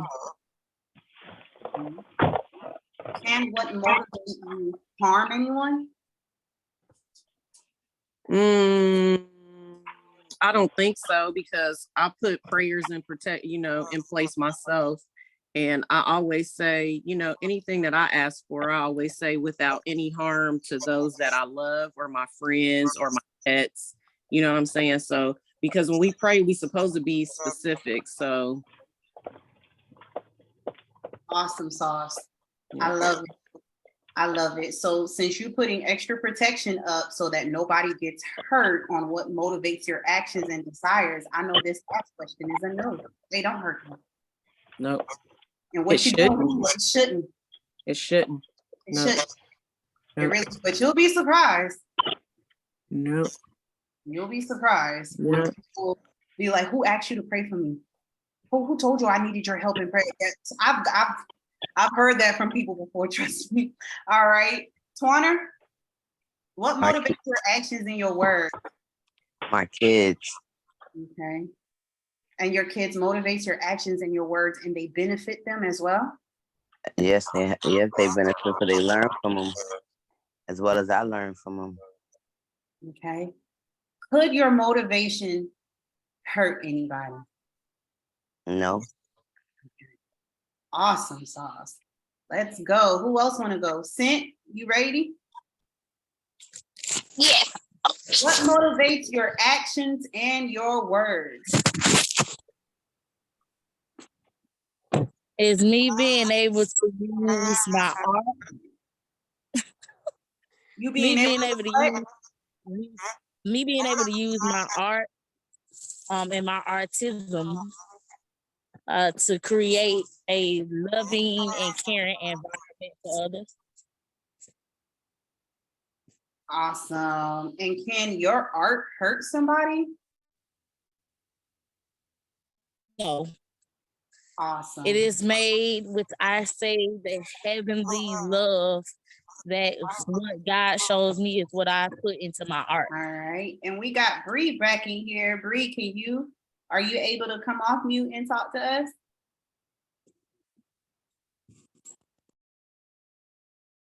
Might not be able to. All right. While we're waiting on Bree, let's go Lexi. Lexi, think about what motivates your actions in your words. What motivates your actions in your words? Lexi. I don't know how to answer that. Oh, thank you for being honest, my love. Thank you for being honest and saying that you don't know what motivates you. You don't know okay, let's reword the question a little bit. You know how like when life just gets you down and you really just want to give up? What motivates you not to give up?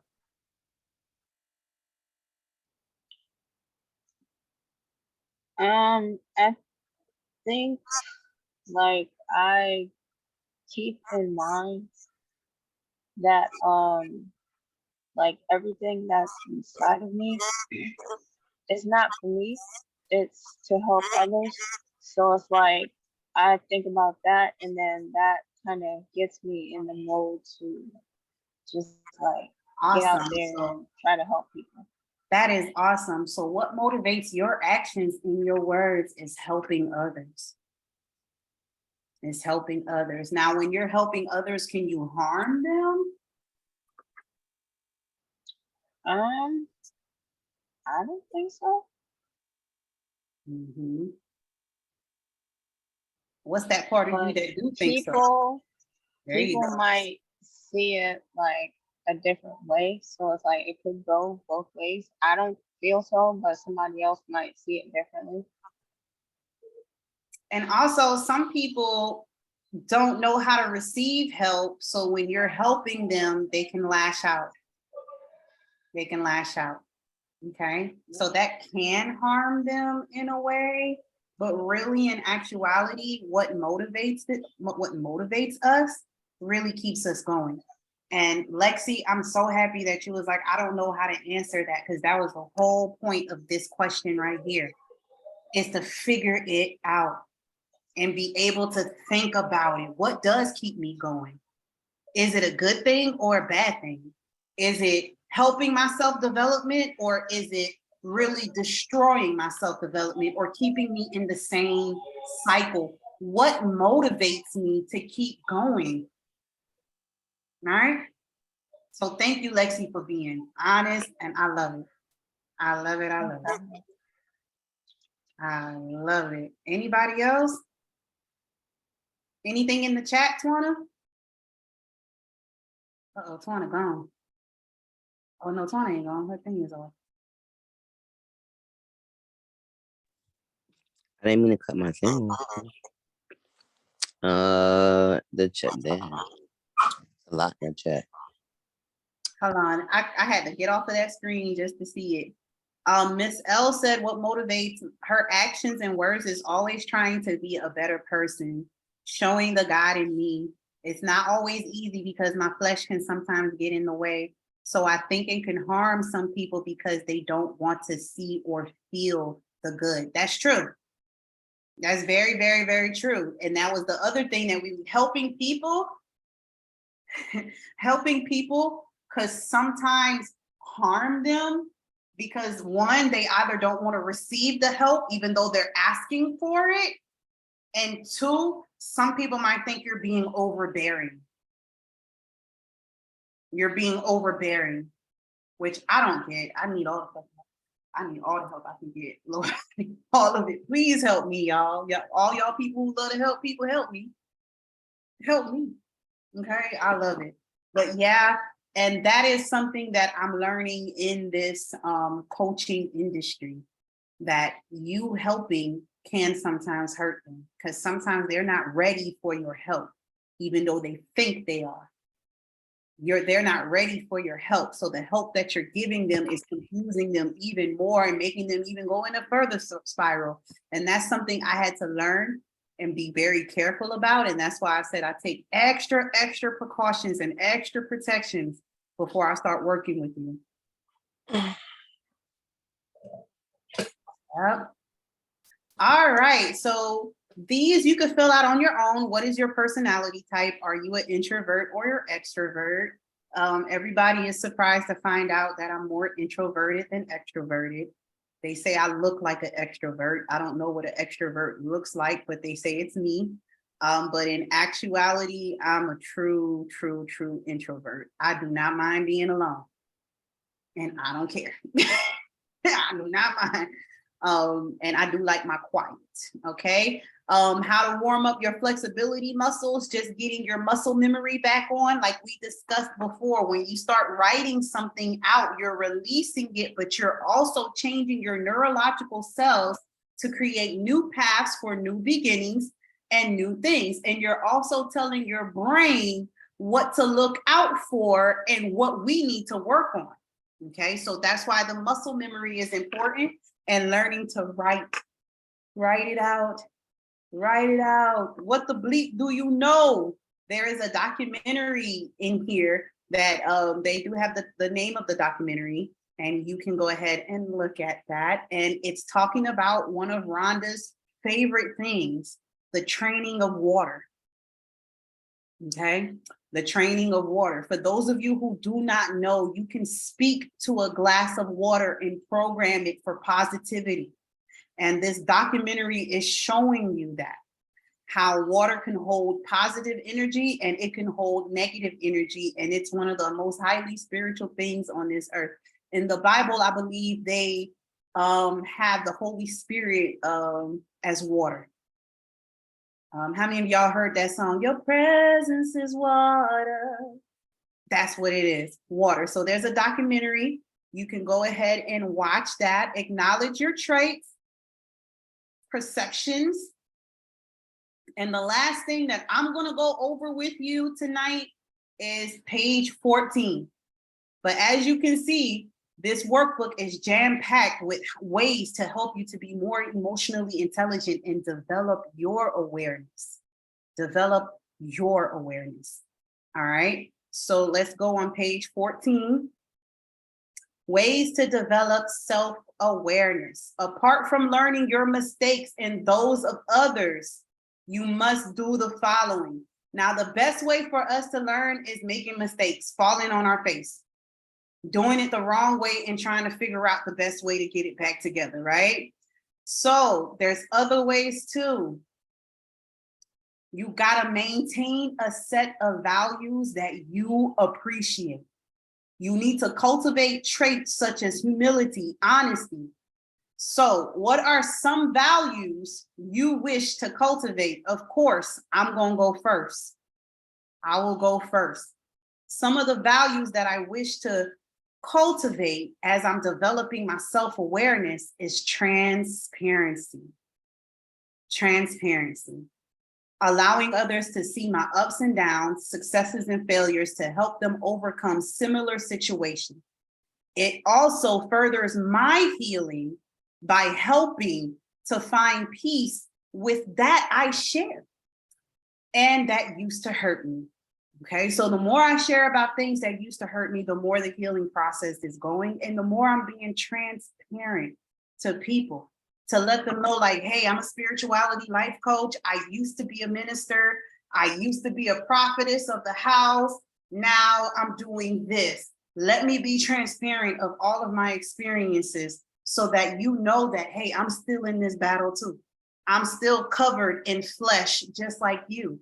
And I still have to fight my salvation each and every day, work out my own salvation each and every day. Okay. All right. I want to embrace my failures. I want to embrace my failures, learning to take my mishaps or failures as opportunities to push myself and motivation to keep going. In some instances, it helps me to think outside the box. Okay. So if I failed at something, I'm not about to attack it the same way that I failed. I'm going to think outside of this box right now. Let me embrace this failure, and so that I can see what else I can do different. Simplicity. I want to have values in simplicity, finding more ways to combat my perfectionism. That's supposed to be a B. To combat my perfectionism. I want everything to be perfect. Then that's where anxiety come in. So I combat perfectionism by making this as simple as possible and taking my time, i.e. this course, i.e. the last course that we did. Try to make it as simple as possible on something that's complex and make it simple so that everyone is able to follow along and understand and be on the same page. All right, opening up for discussion. Somebody tell me a set of values that they want to cultivate as they're learning to be self-aware. What are some values that you want to cultivate? Mine were transparency, embracing my failures, and simplicity. Those were some of my values.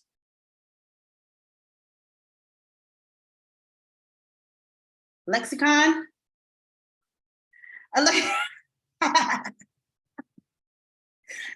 Your finger looked like it was about to unmute, so that's why I called. My finger was nowhere near the button. What are some values that you want to incorporate and cultivate within yourself? Like I said, I want to be more transparent. I want to embrace my failures more, and I want to be simplistic. I just want to be simple.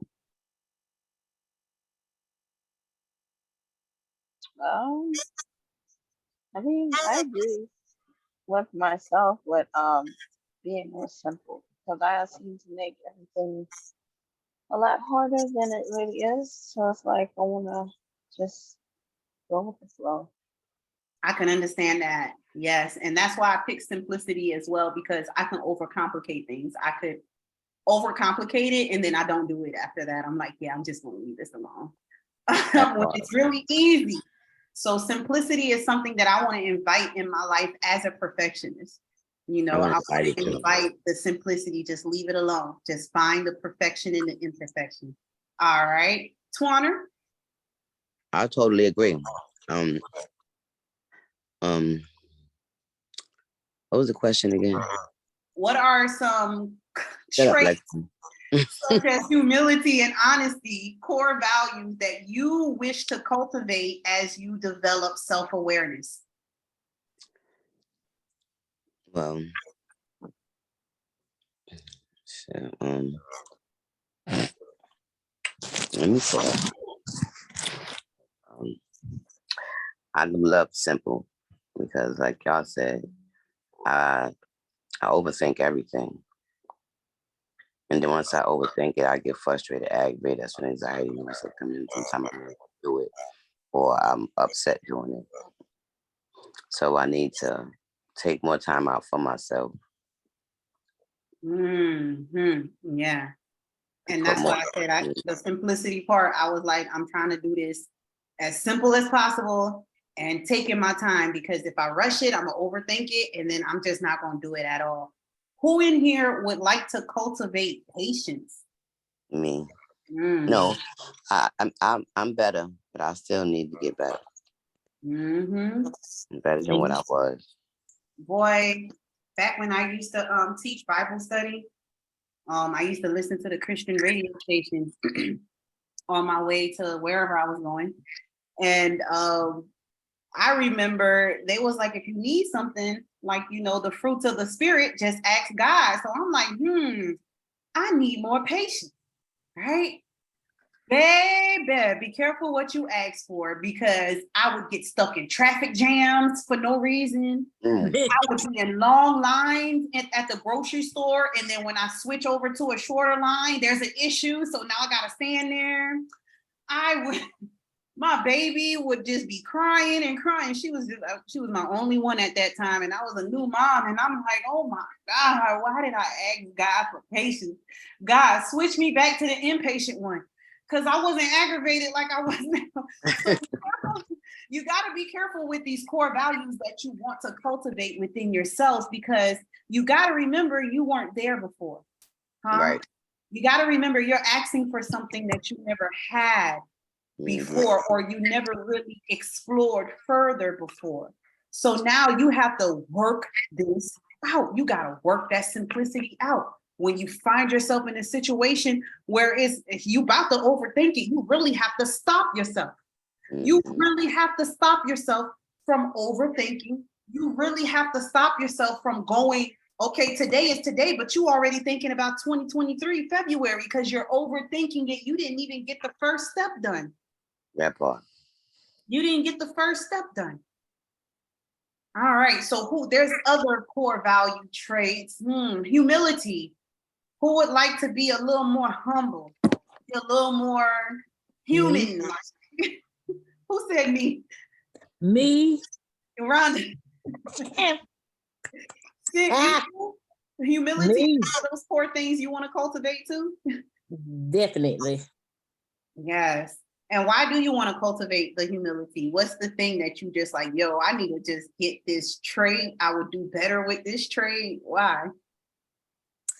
So I think I'm a little more on the rough side than I used to be. Instead of me being more humble, I'm more of the, as you want to say, boot camp. I feel like I'm the sergeant in boot camp, and I'm forcing everybody to be in my world, to be how. Yes, control. That's the issue of control. Yeah. Go ahead, Janet Jackson. There you go. Why was I singing that in my head too? That is control.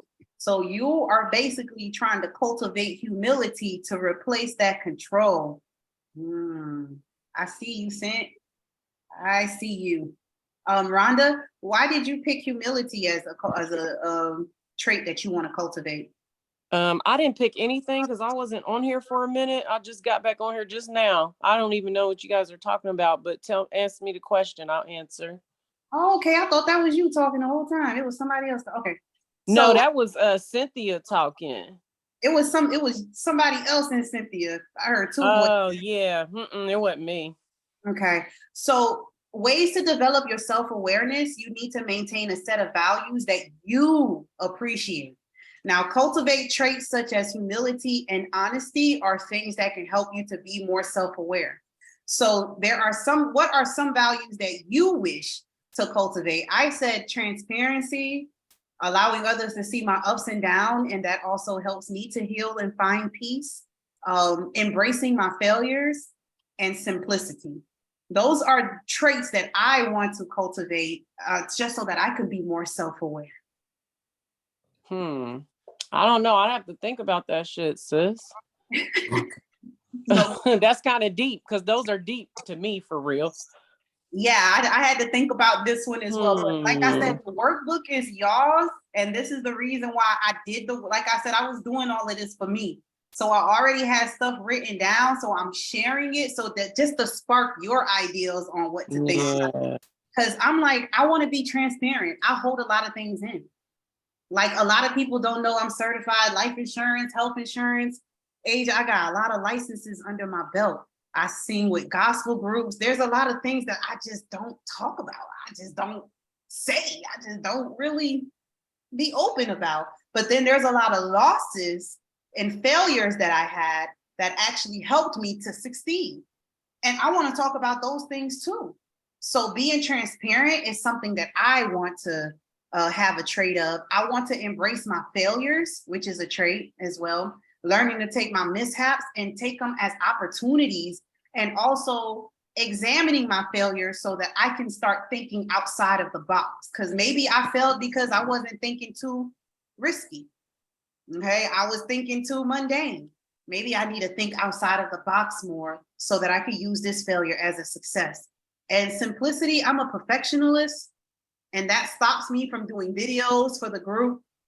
That stops me from doing videos for the course. So I have to make it simple to combat the perfectionism and just taking my time. So these are traits I want to cultivate because I'm aware that I lack in those areas. All right, so you guys take your time. Think about your set of values that you appreciate and that you want to cultivate within yourselves, okay? Yeah, just be careful if patience is one of those things. I learned my lesson when I was a minister. Be careful if you say patience is one, all right? So other things that we need to do to develop self-awareness: read self-help books.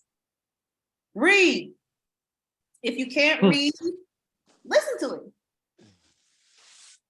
Do an audio. But seek out good books on personal development and put what you learn into practice. Research some good books that interest you in the area of self-development. What books will you read? I want to read The Alchemist, as I discussed with Rhonda today, and The Gospel of the Truth, which is one of those lost biblical texts that I heard will put the church on its head. That's one of the biblical texts that they took out of the Bible, and they've been hiding it for years. So if I ever get a copy of the Gospel of the Truth, whoo, and I do have The Alchemist, I just been lazy, like I told Rhonda, but she said listen to it. So that's why I'm like, yo, if you can't read, listen to it, please. Also, in our group, Royal Court Healing, there's some self-help help books. As a Man Thinketh, that is a good one. As a Man Thinketh, because how you think, that's the environment that you're pulling in. If you're thinking negative, if you're thinking hustling, if you're thinking struggling, you're going to be pulling in that environment as well. And As a Man Thinketh, it was written in 1812 or something like that, but it applies to today like no other. And it's a very simple read. Very simple read. The chapters are short. Mindfulness for Beginners. Mindfulness for Beginners. It has a whole bunch of good self-help things on how to be mindful of your thoughts. Your thoughts manifest your reality. Yes, and they your do. words. Your words are life and Mhm. death. Okay? Repeat that shit again. Repeat that shit again. Your Both things. thoughts manifest your reality, and your words are life and death. So be very careful what you think and be very careful of what you say. Okay? All right? Be careful what you listen to, too. Yes, indeed. Be careful of that. Back when I was a Christian, I used to tell my people, be careful what goes into your ear gates and your eyes. Yes. Because they're portals. Yes. They're portals. They're portals to different dimensions. Now, what you done put into your eyes is in your mind, and not your scary self or your limited believing self is working that thing and turning it into a demon. But we'll talk about that another time. I think I'll do a class on that right there. All right. Darkness Visible, Awaking Spiritual Light While in Darkness. This book right here is on another level. You hear me? And I'm only suggesting books that are in the group, and because I read some of them too, so I'm not going to steer you wrong. That one right there, Darkness Visible, yeah, because sometimes, what if darkness is what really heals you and the light is what kills you? All right, now what do you mean by that, Karen? Let's go to church. All right, when we put our pastors on that spotlight, how many pastors are committing suicide?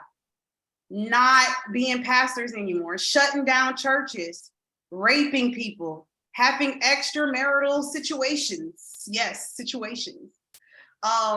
Going through depression themselves, not knowing how to lead their church.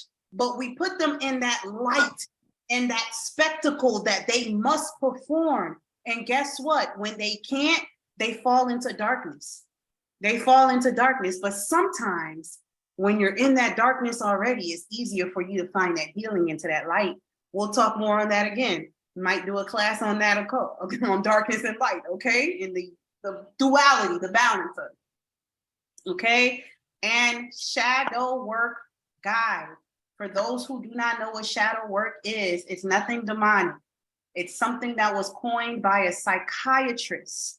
Because what we just did in this workshop, we just did shadow work. All these questions that I was asking, all these things that I'm like, write this down. That's shadow work, because we like to hide our own selves in shadows. There's characteristics that we have that we hide in shadows and we don't want to come into the light. So they have to come into the light in order for us to be aware all the way and emotionally intelligent. So shadow work is a guide in the book, in the group, that you can download for free. So those of you who are on the Facebook group, Royal Court Healing, you guys already have some self-help books already uploaded. Okay. Anybody else have some good self-help books they want to mention? I do not. And I'll try to upload more scriptures in the Bible for anxiety and how to deal, with anxiety.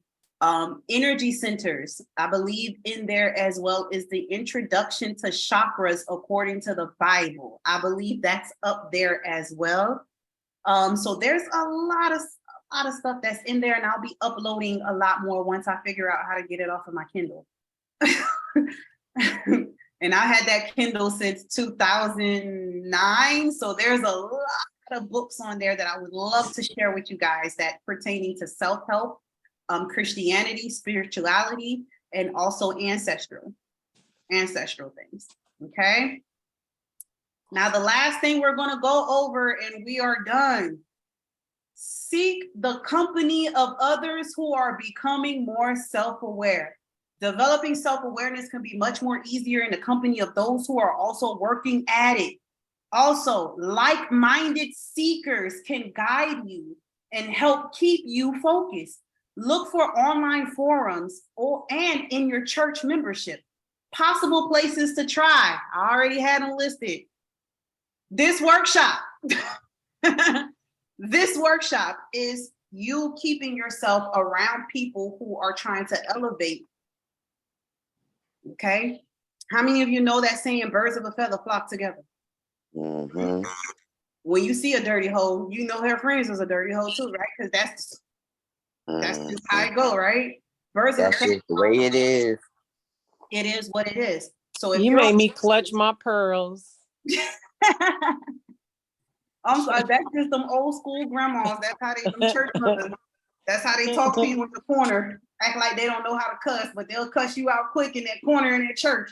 You better sit your ass down. You know? And be pinching your ears. Yeah. Pinching your ears, telling you how they gonna tear you up. Yes, those old women used to tell me, birds of a feather flock together. If you see a dirty hoe, then her friend's a dirty hoe too. So in the same instance, if you're trying to be more self-aware, if you're trying to be about your business, if you're trying to be about your wealth, you're going to have to surround yourself with people that are like-minded so that you can help each other. Iron sharpens iron, right? Teamwork make the dream work. That's right, teamwork. Now, places that are possible to try this workshop. Also, Infinite Authentic Self course. That is a great place. They said forums. They said find you some forums, find you something where there's people that are going the same direction that you're going. All right. Infinite Authentic Self course. This is where you're going to have people that are going the same direction that you're going and that needs the same motivation that you need. And you guys are going to be together like-minded. Flock. Birds of a feather. Yes. Y'all flock into this infinite self. Yes. It's so good that you have a private group with your sisters. Weekly private class Zoom calls with your sisters and brothers if men decide to come to the course too. Right. Sessions with me, Queen Seer. Okay. With referrals. What do I mean by referrals? Miss Queen Rhonda, she know how to make some great jewelry. And she make crystal jewelry that's specific for you, like the bracelets and stuff, the charms and everything. With referrals to Miss Queen Twana, she will tell you about yourself, and sometimes that's what you need. I will refer you to Twana. Be like, go talk to Twana right quick. Go tell Rhonda you need this in a bracelet right quick. So I will be giving you referrals if applicable, but the referrals are within our family. It's within our family. We will also have guest speakers to share their stories with you. And that's the main reason why I got the Authentic Self course. That's the main reason why I did all of this, is so that we all could come together and help each other out. So while you're taking the course, I'll be taking the course too for the third time. I'll be doing homework too for the third time. Because I took it before, I skimmed it before the first course. So yeah. So we're gonna be classmates. Who wouldn't want to be classmates with me? Huh? Alexis not be laughing. Alexis laughing. So we're gonna be classmates. Because like I said, I'm transparent. I'm not perfect. I don't have the answers to everything, but I bet you we could find out together. Huh? Mm-hmm. I bet you I'm gonna continue education because, like I said, you could ask Rhonda. Rhonda be like, "What you doing? Finishing up this class? You taking another class, Carrie?" Yeah. What's this one about? Oh, business setup. I will take as many courses as I can so that I can be able to help out who I need to help out because my people are waiting for me, right? Just like Rhonda's people are waiting for her. Cynthia's people are waiting for her. Alexis' people are waiting for her. Bree's people are waiting for her. Tawana's people are waiting for her. Miss L's people are waiting for her. So why don't we just get started? You can't pour into somebody else's cup and yours is half empty. So let's go ahead and let's fill these cups up together, right? All right. And that is the workbook. Like I said, this is your workbook. There's a lot we didn't do. A lot we didn't even cover or even talk about, but I want you guys to go through this workbook. Now, you guys can tell me and we can take a vote. We can finish this workbook in another class together, or I can post these in the group and everybody answer. What do you guys want? That's interesting because I was thinking about doing something like that the other day, posting some questions on there just to get some group participation, you know? That sounds cool. Yeah. Mm-hmm. I was just thinking about that shit yesterday. Mm-hmm. All right, so you guys want to post these as posts? Now, some of y'all don't be participating with the post because there's like, for the past 2 weeks, there's been a group question and barely anybody has answered. But we can go ahead and post these as posts. It's fine. All right. So be on the lookout for posts. You might see questions. When you do see it, participate, y'all. Participate. All right. Woo. Y'all quiet. It's Friday. It seemed like I'm a on month. mute.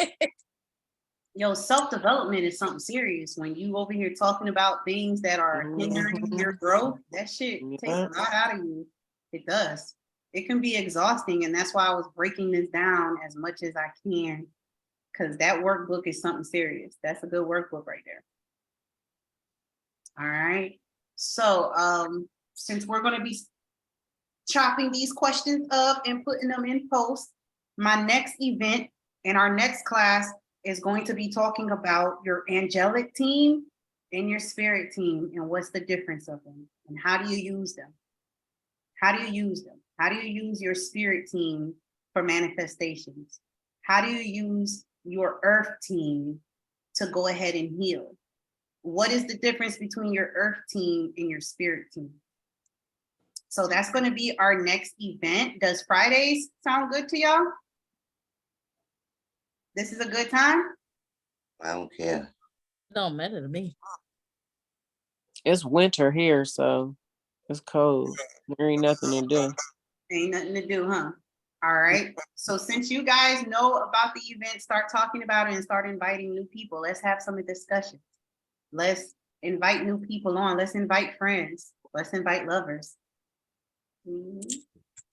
Let's invite your lover boy. Cynthia, like, shut up, Karen. Cynthia, like, hey. Need a little Jesus with me. Invite people to come so that we can have these discussions, so that we could be more aware of each other, and so that people know that there's a safe space here. Because holding it in and thinking that you're the only one going through this is the devil's biggest trick. Facts. His favorite battleground to fight you on is in your mind. Right? Is in your mind. So when I was saying, write all of these things out so that your neurological cells can change and that it can create a new path, and you're giving your brain something to focus on. Because when you're thinking about it, you're focused on every single thought that comes through your mind. Every single thought that come by, that's what you're focused on. But if you're writing it down and you looking at what you wrote and you processing it, your whole brain just changes. Like, okay, are we focusing on this now? And you give your brain that thing and say, yes, this is what we're focusing on. You're in control. You're the decider. Can't nobody decide for you. God himself never took that away from you as your right to make your own choice. So the choice is up to you. Are you going to monitor the thoughts that go through your mind? Because some of those thoughts are dark. Some of those thoughts are dark. And like we just said, your thoughts manifest your reality. Okay? Your thoughts manifest your reality. So if you thinking negativity, you thinking bad, you thinking that you ain't never gonna make it, you didn't even start yet and you already failed. What did I say last class? I said emotions are energy. Emotions are energy. You can manifest it, create it, and transfer it. If you take a failure as an experience, leave it as an experience. But if you take that failure and you mull over it, you keep thinking about it, you keep hurting over it, now that whole failure is now an emotion to you. That's an emotion. So this experience, failure, is now your emotional feelings. And it comes out every so often. So when you get opportunities to come to you, you already saying no to an opportunity that you didn't even give a chance yet. Yeah. Because that failure, you done transmuted it into an emotion. And now this emotion, after years of knocking yourself down and being your own stumbling block, now it's your characteristic. Bitter. Now it's your characteristic. Now you gotta dig deep through many traumas, many hateful things to find the root of that characteristic and uproot it, where failure is an experience again and not a characteristic. Something that we call emotions shouldn't be an emotion to us. It should be an experience. They absorbed that energy of that bad shit and couldn't let it go. There you go. Because energy, everything that God has created on this earth is a spirit. Everything that God created is a spirit. It has a vibration. It has an energy. It has a frequency. Okay? It can be transferred. It can also be transmuted. What's transmuted? Changing it into something else, just like what you just did to failure. Just like what you just did to failure. Right? So next week, I should have the event up in the group by tonight if I'm not lazy. If it's not, it'll be tomorrow morning. It'll be tomorrow morning. I'll have the next event up, and we're going to be digging deep into our angelic teams. And we're going to be digging deep into our earth teams. One thing I can tell you, I might not know your earth team, but I can see all of y'all's angelic team like it's just normal. I could feel them too. Like, for example, Miss L, she has like a real big archangel around her, and it comes to her in her dreams. I could feel them. They just come. They just been dealing with them for so long that I can sense their energy, even through computers, even through phones, because I've dealt with them for so long. Now, there's stories of when I used to rebuke these angels, when I used to be like, oh, these ain't angels, these the devil. I rebuke you. I'm not supposed to see. I'm not. No, but then I had to learn that I was a seer. And since birth, I've been seeing divine angelic beings. I had to accept that. All right. So we're going to go through angelic teams and earth teams on our next event. Who ready? I said the captain. Me. Yes, Lord. Yeah. Eyes ready. Eyes ready. Eyes ready. Eyes ready. Okay, Miss L. I'm sorry I'm not getting you She said me. Oh, she said me. Yeah. Patience is what I'm going through now. I'm so sorry. Long lines. Oh, so you can relate, huh? I asked God for patience and I was in traffic. Long lines. The people I was praying for was acting stupid. I was like, no more patience, Lord. I don't care. I'm gonna be my impatient self. Miss L said she went through the long conversations, delays with a lot of things. I like to be laid back more, let others do things. I am a leader, which can be translated as bossy. That's okay. We're all bosses up in here. No, you weren't the only new person. The other person that was the other two, I think it was two people. Oh, I think it was you and Bree. She was new. This was her first time communing with us too. And we're missing a whole bunch of people because, like I said, 22 people signed up for this. But people forget. You forget, you get distracted. Because I know I signed up for classes and I'll remember like the next week. I'll be like, dang, I had a class on Friday. Oh, well. I missed it. I love y'all to the moon and back. Miss L, if you need me, please reach out to me on the website. You can go to the little chat and chat me up.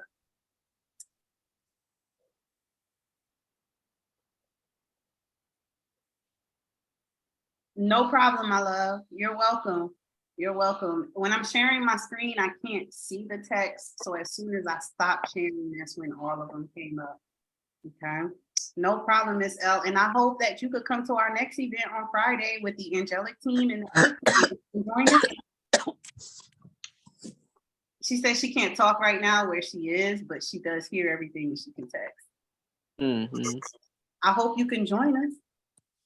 Awesome, awesome. So my loves, this was the workshop. I had to groom y'all before I go into this angelic spirituality stuff. Make sure that you're self-aware. And one thing I have to tell you, each and every one of you don't got no demons around you, okay? Nobody. It might be the people. Which I got on my forehead. It is the people. You don't have any spiritual demons around you, but you might have some people demons around you, because those are the ones who manifest these spirits, and that's everything that we do, we manifest and we create. We're creators, just like our created. We are created in his image. You understand what I'm saying? And we must worship him in spirit and in truth. We are creators too. We create a lot of things that we just don't understand why we're creating, and then we're suffering a lot for other shit that people created with their minds and their thoughts. So we're going to get into it. All right. I love you guys. Thank you for coming. Love you too. Love you too. Y'all enjoy y'all weekend. Love you too. Enjoy y'all weekend. Love y'all. You too. Want to call me tomorrow, please? Got you. All right. Bye-bye. Bye-bye. Bye. Goodbye. You're stupid. I don't know why I'm stupid, but I am. All right, boo. I know I'm gonna have to RSVP your ass for this next event too. Yeah, I'm I'ma see you. yeah, because it's already out of my mind once I leave my job. It's like, I'm gonna see you. You can't get rid of us. You're part of us forever now. You're one. yeah, I see. No problem, Lexi. But true enough, there's a point to all of it. There's a point to it. I mean,